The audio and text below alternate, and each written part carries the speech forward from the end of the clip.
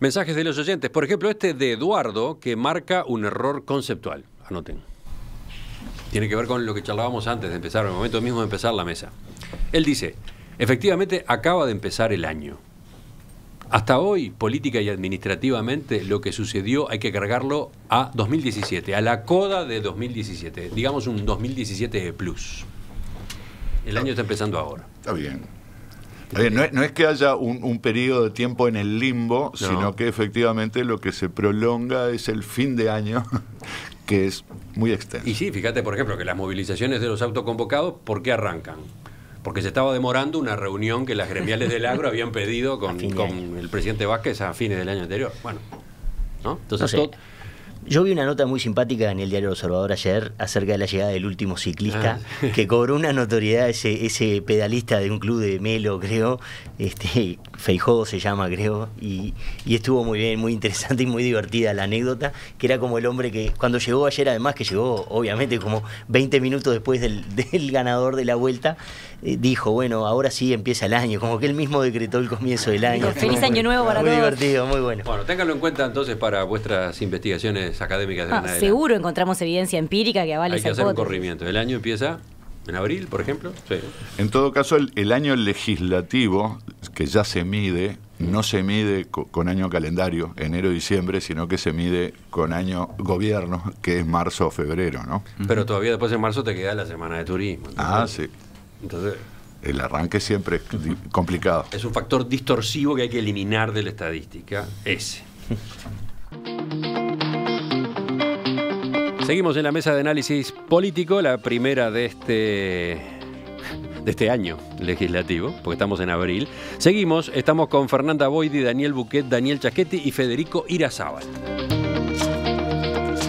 El segundo tema es una inquietud de Federico, justamente. ¿Cuál es? Sí. ¿Cómo la planteás? Bueno, yo lo había planteado como una incapacidad del gobierno para responder a demandas. Y en realidad no refiere al aspecto operativo de la respuesta de demanda por medio de la propuesta de políticas o el brindar soluciones, sino cómo se para el gobierno ante determinados enfrentamientos o determinados dilemas que ha sufrido últimamente, planteados ya ni siquiera desde actores altamente institucionalizados como los partidos, sino tomando algunos casos como el caso de los autoconvocados, cómo resolvió el gobierno en términos de comunicación, ¿no? Cómo se paró el gobierno y qué respuesta dio, pero no desde no desde la promulgación de una ley, de la extensión de un beneficio, sino bueno, cómo quedó parado, ¿no? Y el caso del padre con el niño en situación de calle el otro día, que fue aparentemente rechazado por un hogar o por un refugio del Ministerio de Desarrollo Social, también da una pauta en ese sentido, ¿no? Cómo los jerarcas y los organismos resolvieron la situación. A mi modo de ver, estamos ante un problema que está teniendo el gobierno de comunicar efectivamente lo que hace, ¿no? Por lo menos a los que venimos del ámbito de la comunicación política, tenemos siempre la premisa de que gobernar es comunicar, ¿no? Gobernar de alguna manera implica también la buena posibilidad de transmitir lo que uno está haciendo.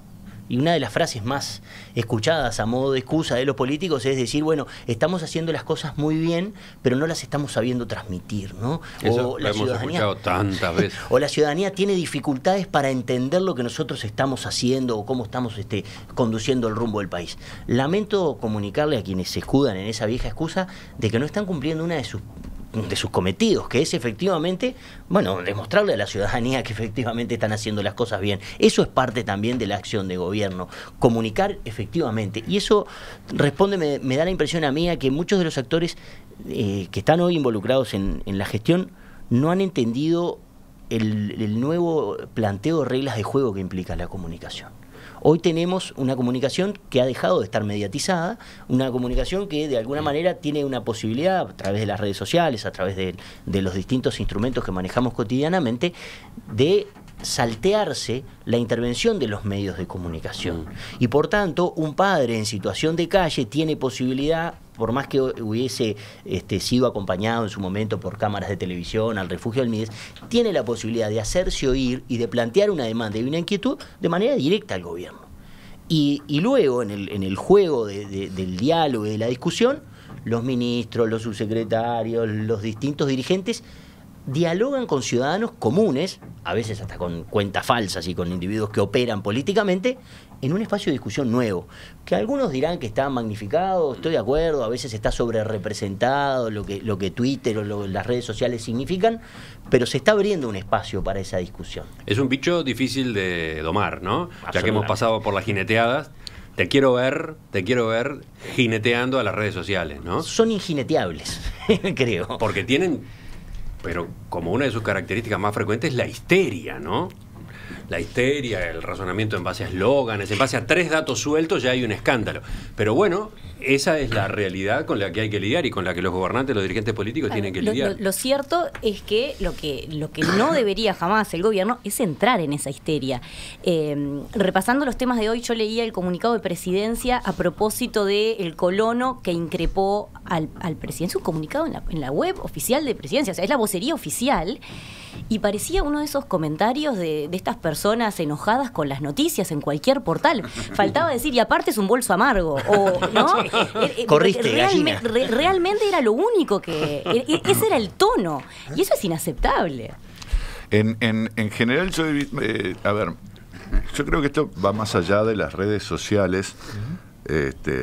Yo no participo en ninguna, por lo tanto desconozco los climas. Sos el único que no te podemos etiquetar.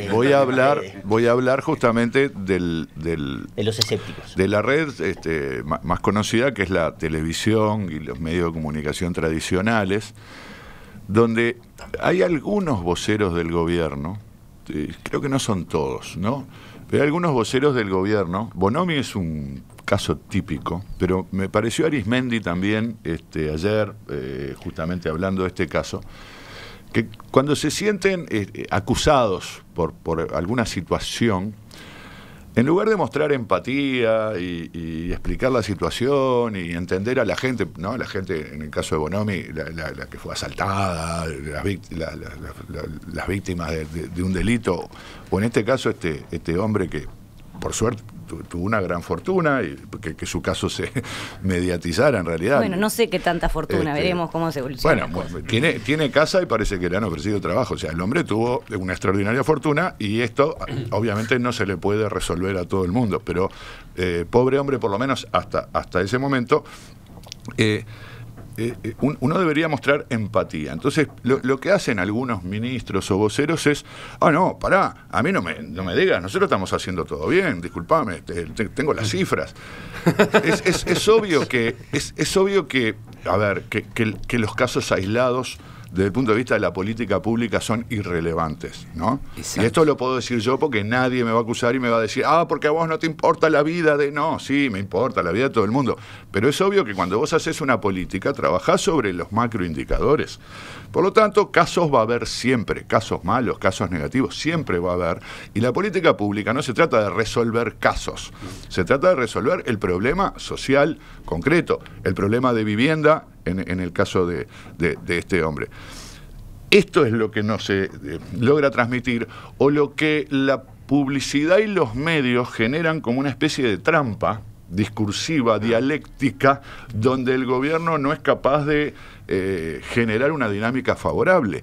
Y además, yo creo... además, desde el punto de vista de la comunicación, y cuánto se habla de esto en periodismo desde hace años, son mucho más gancheras las historias individuales, bueno, ¿no? Los casos personales. El tiempo, ¿no?, que se le ha... Claro, porque el problema de vivienda, el problema de la gente que vive en la calle en Uruguay es un problema serio, un problema que ha tenido respuestas todos los meses de junio, creo yo. Así como en Semana de Turismo hablan de la Semana de la Cerveza, yo qué sé, y es una fija. En todos los meses de junio vamos a escuchar lo de los refugios del Mides, que cuántas plazas hay, que cuánta gente queda en la calle, que bla, bla, bla. Esto tiene mucha repercusión. Hay una política al respecto. Y la ministra, yo creo que no quiso más que explicar la política. Quiso decir, bueno, la política no tiene un sistema preestablecido para casos que son tan particulares que ha habido, según ella, 4 desde que empezaron. Resultó que apareció un caso particular que a su vez forma parte de una minoría de toda la lista de situaciones que tiene que tratar el Ministerio de Salud Social, que es el de un padre con un hijo a cargo, ¿no? Pero aparte, y en la calle. No termina ahí la intervención, si querés, desafortunada desde el punto de vista comunicacional de la ministra. La ministra dice, bueno, en realidad hay información que no se conoce, yo no la voy a dar, pero vayan y averigüen. Pero después la dieron. Y después trascendió cuál era esa información o parte de esa información, los antecedentes penales de este hombre. Esa es una estrategia pésima, desacreditar a la persona. Al reclamante. Bueno, pero va en el mismo caso sentido de que la de Vázquez Colono. fue igual, ¿no? A mí me parece como que... Pero además, discúlpame, Sí. hay un aspecto acá que a la ministra Arismendi parece que no le queda claro. El Ministerio de Desarrollo Social tiene que ocuparse de estas situaciones, sean cuales sean los antecedentes del personaje, esté bien o mal de la cabeza, tenga una conducta familiar ejemplar o haya sido un desastre, Exacto. etcétera, etcétera, etcétera. Es un problema humano de dos personas, además del padre y el hijo. Es y bueno, una emergencia. es una emergencia que hay que atender. ¿Acaso se puede decir que todos los casos que atiende el Ministerio de Desarrollo Social son perfectos? No, está lleno de imperfectos. El Uruguay y el mundo, ¿no? Y en la masa que tiene que tratar el ministerio, obviamente está lleno de imperfectos. ¿Y no los deja de atender por eso? Ellos, los ministros, Daniel decía Bonomi y Marina Arismendi, tal vez haya alguno más, tienen bastantes dificultades para enfocar casos concretos que se vuelven noticia, ¿no? Y la noticia, por definición, es un hecho inusual, ¿no? O sea, no hay todos los días un padre o una madre con un niño en la puerta pidiendo algún tipo de beneficio al MIDES, porque si todos los días hubiese un padre o una madre con un niño en la puerta del MIDES, dejaría de ser noticia. Habría una política, Claro, además, Claro, para eso. Claro. Ese es el problema. Entonces ellos tienen bastantes dificultades para lidiar con estos hechos inusuales que al mismo tiempo son utilizados políticamente, ¿no? Porque cuando uno mira cómo funcionan las redes, ¿quiénes son los que tuitean y retuitean el evento, la noticia publicada por tal o cual diario? Bueno, evidentemente, tuiteros de la oposición, y eso les molesta mucho. Entonces yo creo que... Se cruza con otro debate también a propósito de feminismos, ¿no? Y de políticas de origen feminista, sí, ¿no? sí. Porque aquí estaríamos ante un ministerio gobernado por prácticas Por mujeres inclusivas, insensibles a los hombres, ¿no? sí.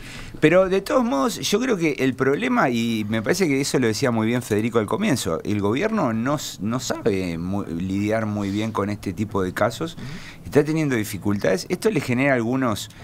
Yo no sé si son costos electorales, pero sí costos en la evaluación pública, ¿no? Malestar. En la empatía, ahí va. Es un tema de empatía. Sí. Daniel hoy decía algo, ¿no? Y yo lo apuntaba.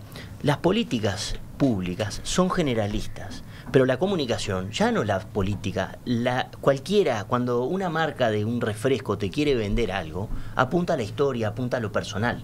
Entonces tenemos hoy ciudadanos que demandan cada vez una mayor empatía del gobierno. La gente se proyecta en esa historia de ese padre y dice, pero a este tipo lo dejaron tirado, mirá qué espantoso lo que hicieron.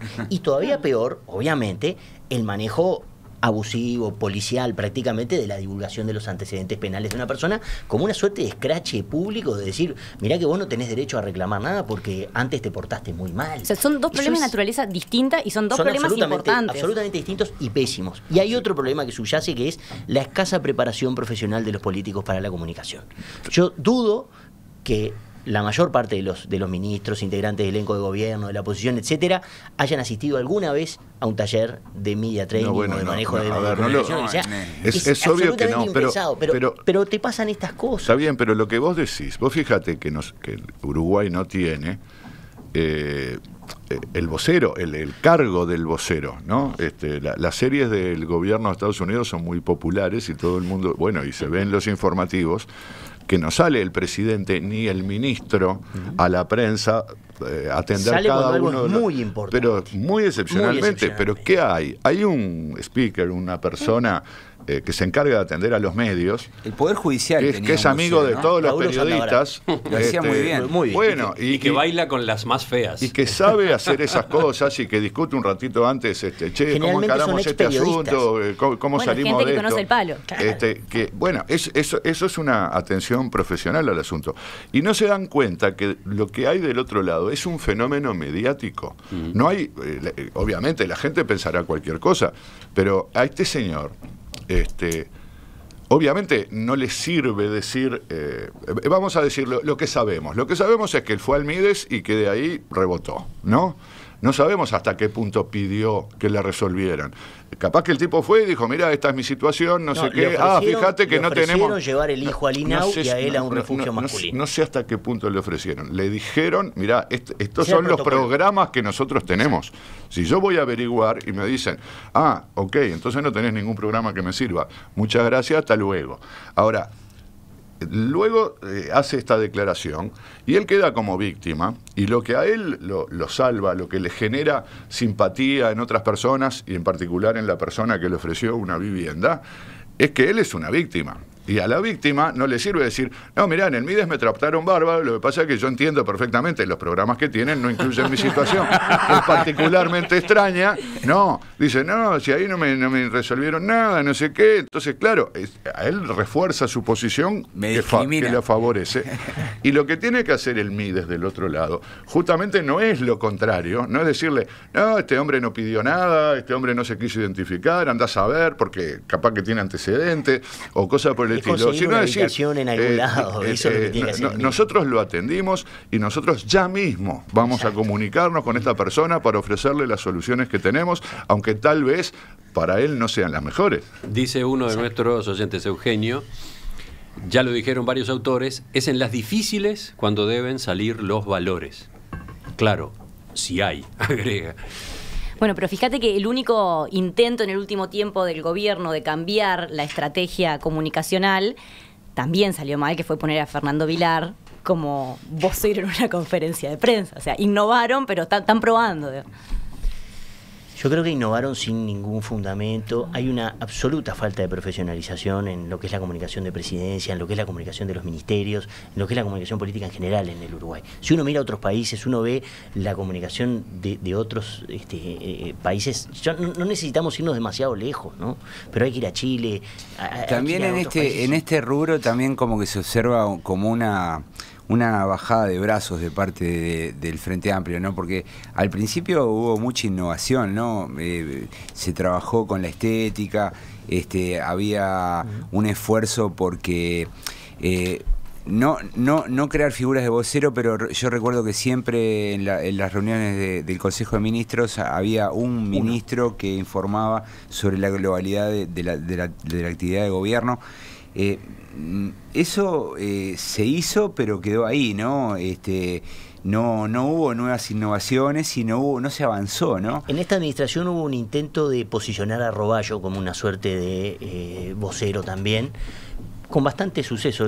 Roballo comunica bastante bien. El tema es prepararlos. El tema es enseñarles a manejar estas situaciones que a veces son contingentes, ¿no? Son cuestiones que surgen. Y bueno, ¿y cómo te paras frente a un periodista que te hace una pregunta incómoda? ¿Cómo te paras frente a...? Es decir, ¿cuál es la salida? Es decir, no hago comentarios, me voy, o el otro fue el que se equivocó y yo estuve bien. Ahora, no todos los ministros son igual de malos, digo, porque estamos generando un clima así. Yo qué sé, para mí, Lilian Quechichian, no por mencionar una hincha de Defensor, es una ministra que sale bien, incluso le han tocado, claro, con el turismo no es común, pero situaciones relativamente delicadas, como que le quieren boicotear la temporada, justamente los autoconvocados, el lío que se le armó con la feria esta en San José, feria rural, que le quitó que le quitó... Yo creo que ella sale bien. No todo el interior es lo mismo. Claro, ella no es no tiene esa actitud como revanchista. Vos me acusás, entonces yo, mira, ustedes son peores, porque son unos oligarcas de 4 por... No, no es tan difícil conseguir personas que sean capaces de comunicar bien las malas noticias. Exacto.